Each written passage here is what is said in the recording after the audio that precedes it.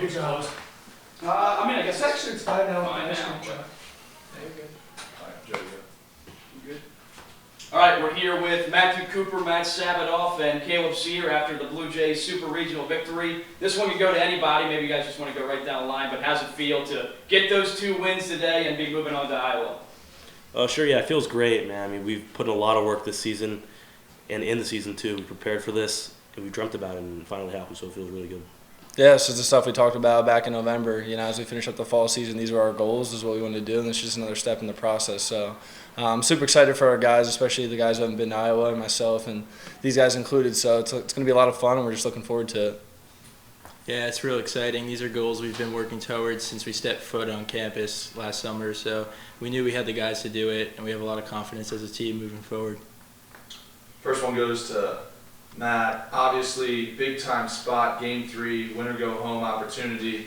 You take the mound, and what's your approach going into that Wheaton lineup? The approach is just a lot of confidence, knowing that I'm the better pitcher than they are hitters, and anything I throw, I can get them out. You know, just have to know that you're the best at all times, and I've been playing baseball for a while, so I've been in those spots, and those are the games you want to pitch in. And then after you gave up that first run, you really seemed to settle in on your control, and you started to use a lot more of your pitches. Was that deliberate? Did you start to feel a lot more comfortable out there, especially working with the lead?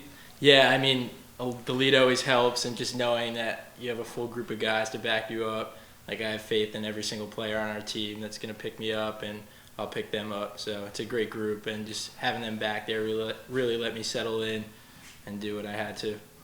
Caleb, you really had the long ball working all postseason long now, and to do so against such a tough pitching staff, what did that feel like today?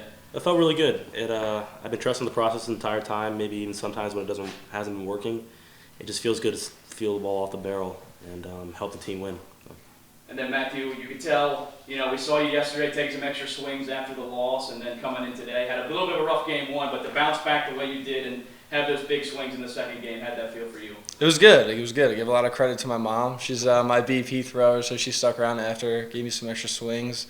It's really just about trusting your approach and trusting what got you here at the end of the day, not trying to deviate too much from the success that you've had and the approach that you've taken. So it's, you know, something that our coaches have preached all year long is, you know, find an approach that works, stick to the approach, and maybe I got away from it for a little bit, but got right back on, and I was happy that I could help the team out. We talked to Sam yesterday, and he's one of the captains, obviously, and he mentioned, you know, trying to keep the focus despite losing that game yesterday. What was kind of your guys' attitude coming into the day, knowing that you had to come in and win both those games? Yeah, I'll take that. I think, you know, our attitude coming to the game was all the pressure was on them. We had nothing to lose. We were playing at home. It was our home ballpark. We're a confident group of guys. We have a lot of fun together. So we felt like, you know, there's really no pressure on us. We can go out there, play our game.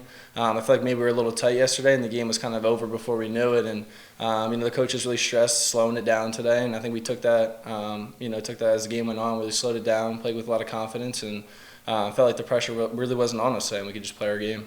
This one goes to both Matthew and Caleb. As Matt said, you guys have played a lot of baseball, but you've played in a lot of lineups, not many like this one. What's it feel like when one hit goes over? Obviously, Caleb started off game 3 here with the home run. What does it feel like when you have a home run or a big hit and then the next guy comes up and you just feel like it's contagious in that lineup? Is it different? Yeah, definitely. It is contagious because, I mean, I have faith in every single guy in this lineup, and I know everybody has the ability, smack one over the fence. So, I mean, it's like I said before, it's like Sean hits a home run, I want to hit one.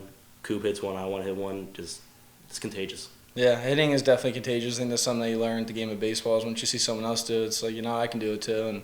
And, especially when some guys are struggling, other guys pick them up and, really build that confidence throughout the team. And I think that's huge. And, 1 through 9, we're all super confident in each other. We know what we're capable of, and we feed off that. So it's been a lot of fun to hit with these guys this year, and hopefully we can, keep it rolling.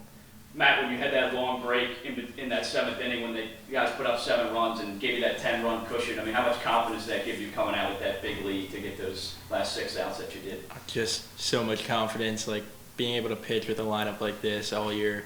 There's been just loads of run support, and then when it is close, like I know I can rely on my stuff to buckle down and get the outs, but just like having that support from a hitting standpoint has been crazy all year, and I hope it continues next week.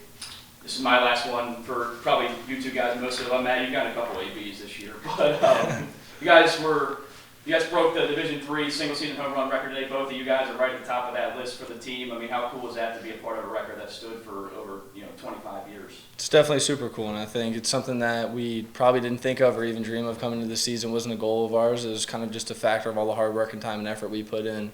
A lot of people don't realize how many hours and extra swings we take and time we put in the back gym, just working on our craft and trying to get better every day.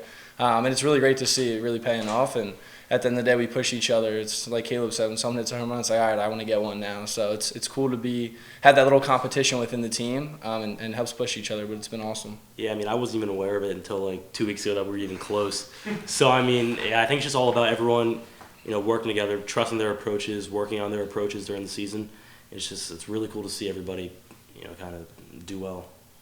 Speaking of NCAA records, we had a program NCAA record for a freshman in the first game, Alex Shane, 4 hits. What's it been like playing with him this year? How's he been so easily integrated into this lineup and a part of this team? Yeah, he's been. I'll just say he's been spectacular. It's been a lot of fun to hit behind him, at least for me personally. I always have the confidence that he's going to get on base, and it's cool to hit with guys on base. And when he comes up, it's almost like you feel like it's an automatic hit. He's going to be on for you, and he gets everything rolling for us. He did in game 1, did in game 2. Whether it's a hit or a walk, the man's always on base. And it's a lot of fun to watch him hit. Yeah, he's such a competitive guy, and it's really fun to watch him play.